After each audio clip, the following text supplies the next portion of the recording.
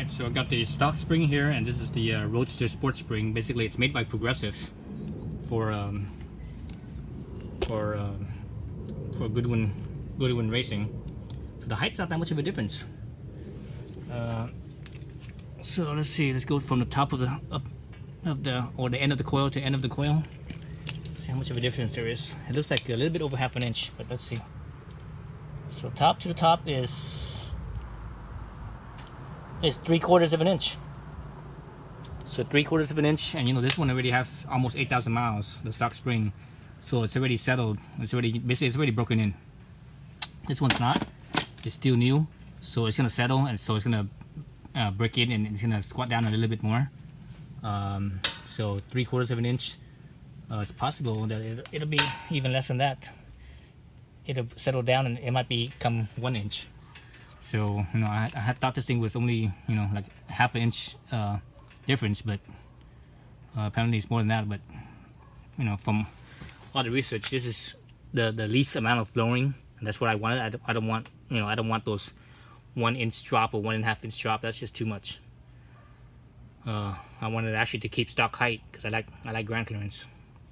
So anyways, so that's the height. Let's look at the bump stop. So this is the Goodwin bump stop right here. This is the Goodwin bump stop, and here's the stock one. So there's a difference as well. Let's see that. So basically, it goes to about right here.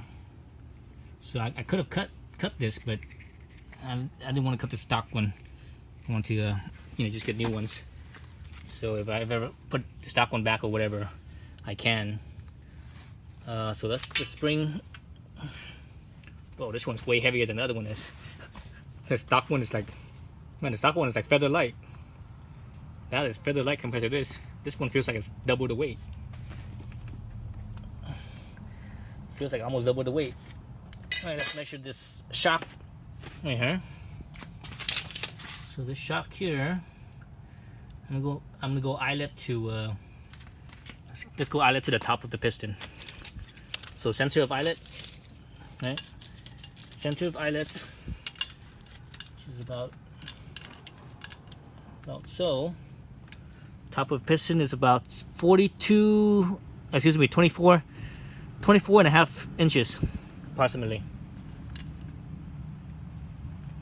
Yeah, about 24 and a half inches to the top of the piston, where you screw it on to the top of the shaft where it slides.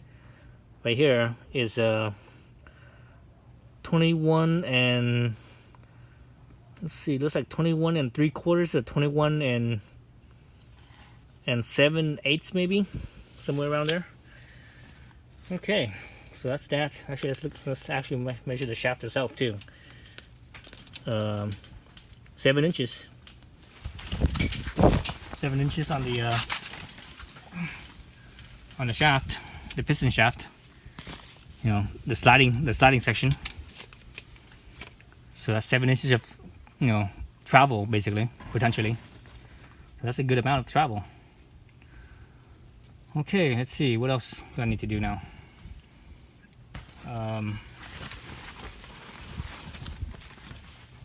Right, I guess I just need to put it back together then. Let's start doing that. Let's see. And camera's in the way of everything. Oh, okay, let's do that. Let me wipe this thing. Let me get a rag. That's my rag.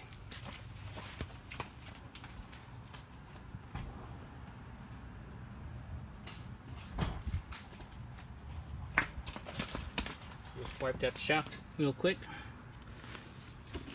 Looks like a little bit of dirtiness, a little bit of something. I don't know if it's just dirt or grease or oil or what. Just wipe it all clean. Okay, it's all clean, it's all good. Alright. Let's adjust the camera.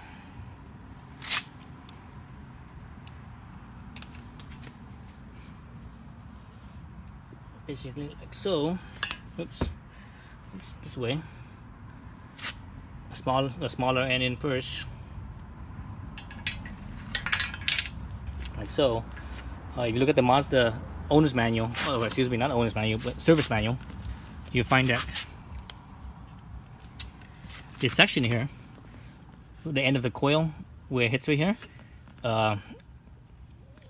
there shouldn't be, basically where it ends like so.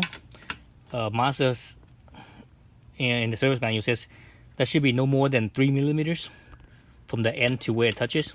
So it's a maximum of 3 millimeters in the gap. So you don't want to have no half-inch gap or whatever right here, right? So you want to basically almost touch, or just about touching the part there. So that's that. After that is the dust boot. Oops, to cover up the to protect the piston. And the dust boot here, actually I could see the indentation right here of the where the end of the coil here, where the end of the coil here, I see the indentation, so I'm not lining it up with that, you know, of the original. I don't think you need to, but I'm just gonna do it anyways. So it's right there. And from there, put in the bump stop. So the bump stop is the big butt end is out, and the small little end goes in. That's that, like so. I think that's right. Oh, that should be right. This thing was like this. This actually, the stock one, the hole is bigger, so it slides right past the slides right past this little thing right here. This new one, the hole is actually a little smaller, so it doesn't really slide right past that. I'm gonna push it in there. Anyways, I'm gonna push it through.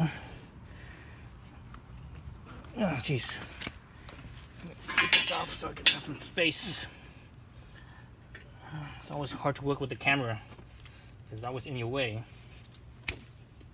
Okay, so I slide it all the way through, and there's a little opening here. It kind of rests up against this this part right here. Okay, let's put that back together again.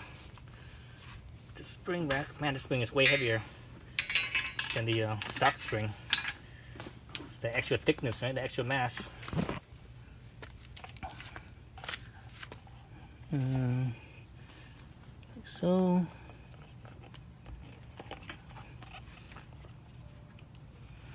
There. And from there I could put this thing on. This is the this is that little cap that you know, where the bushing rests in, like so. So let me get this bushing out further up here.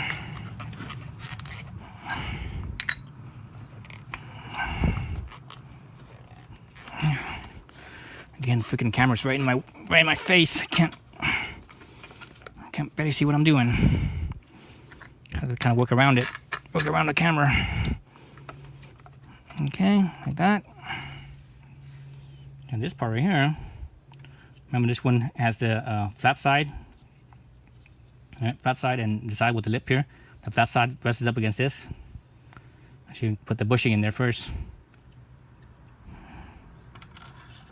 like so.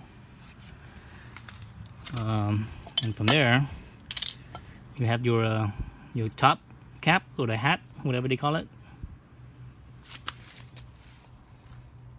Put that in.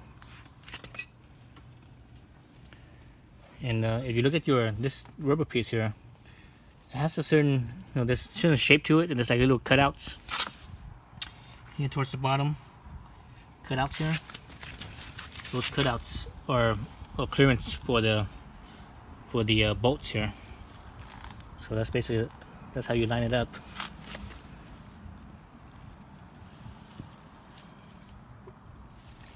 Like so. Alright, something like that.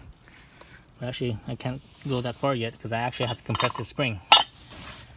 So I'm going to compress the spring first. Yeah, I have to compress the spring because this thing doesn't stick out far enough without compressing the spring to be able to put that nut on and thread everything in.